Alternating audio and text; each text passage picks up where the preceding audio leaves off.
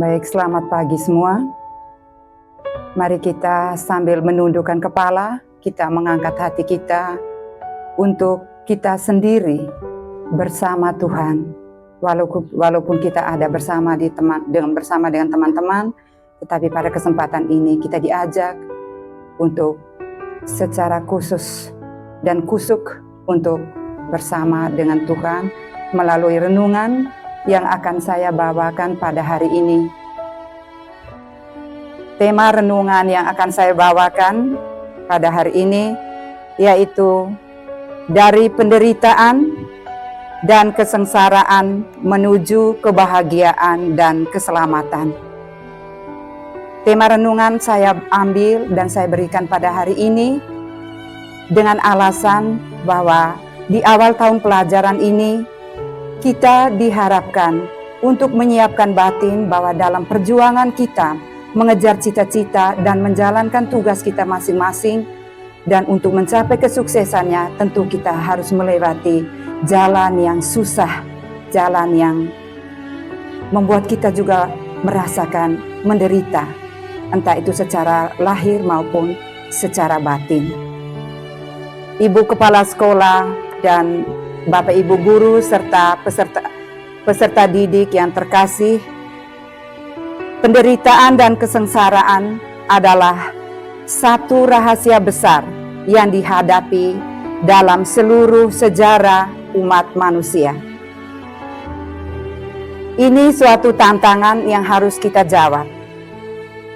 Penderitaan yang kita alami mau menunjukkan bahwa penderitaan bukanlah tujuan atau situasi akhir dalam kehidupan kita, melainkan suatu bukti perjuangan demi memperoleh kebahagiaan dan keselamatan. Penderitaan adalah satu jalan kepada keselamatan. Untuk menggapai tujuan dan cita-cita, pasti harus melewati pengorbanan demi pengorbanan. Bapak, Ibu, dan peserta didik yang terkasih, ada ungkapan yang berbunyi, sengsara membawa nikmat. Berakit-rakit ke hulu, berenang-renang ke tepian. Bersakit-sakit dahulu, bersenang-senang kemudian. Ungkapan ini berarti kemelaratan dan kesusahan akan membawa kebahagiaan. Setelah mengalami kemalangan dan penderitaan, kita akhirnya memperoleh kebahagiaan. Kedua ungkapan tersebut mau menekankan bahwa setiap usaha dan perjuangan untuk memperoleh satu maksud dan tujuan tidaklah mudah. Berbagai tantangan pasti muncul menghadang di depan. Untuk itu dituntut suatu usaha yang keras dan terus-menerus. Dituntut kerelaan dan kesediaan serta keyakinan pribadi yang kuat. Jika orang setia dan berjuang terus-menerus, ia akan memperoleh hasil dan kebahagiaan atau keselamatan. Jika seorang siswa selalu rajin dan tekun belajar, pasti ia akan meraih prestasi yang sangat memuaskan. Bahwa sebelum ia meraih prestasi tersebut, pasti banyak hal yang ia korbankan. Antara lain, harus tinggalkan segala kesenangan lainnya, seperti bermain bersama teman-teman, menonton film favorit, bermain TikTok, dan sebagainya, dan memfokuskan diri untuk belajar. Mau menjadi orang sukses harus dapat bekerja keras. Dan ketika itu kita harus mengorbankan waktu, kesenangan, tenaga, dana, perasaan, bahkan mengorbankan waktu istirahat. Seolah-olah kita tak membutuhkan itu semua. Dalam proses itu pasti kita merasa lelah atau capek. Namun hasilnya tak akan mengkhianati perjuangan dan penderitaan yang kita alami. Bapak, Ibu, dan peserta didik yang terkasih, kesengsaraan dan penderitaan, lahir dan batin, selalu merupakan suatu kejutan dan shock bagi setiap orang. Sering orang tenggelam dalam situasi tersebut tanpa melihat suatu jalan keluar.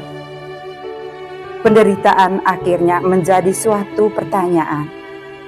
Mengapa orang harus menderita? Penderitaan memiliki suatu nilai yang lebih agung, bahwa setiap tantangan dan penderitaan bukanlah suatu akhir dari hidup manusia, melainkan suatu proses, usaha, dan perjuangan manusia. Kesengsaraan dan penderitaan justru mengungkapkan suatu pergumulan hidup untuk memperoleh kebahagiaan dan keselamatan. Dan dengan itu, kesengsaraan dan penderitaan memperoleh suatu sifat dan dimensi yang mulia. Oleh sebab itu, di akhir renungan ini saya mengajak kita semua untuk menerima dan memikul setiap penderitaan dan kesengsaraan kita masing-masing sebagai jalan menuju pada kebahagiaan dan keselamatan. Ketika kita mengalami penderitaan dan kesengsaraan, kita tidak mudah putus asa dan tidak mempersalahkan orang lain, tetapi penderitaan merupakan satu jalan menuju kebahagiaan dan keselamatan. Mari kita belajar dari batu-batu yang ada di pesisir pantai yang selalu dihempas ombak. Makin hari bentuknya semakin mulus dan indah.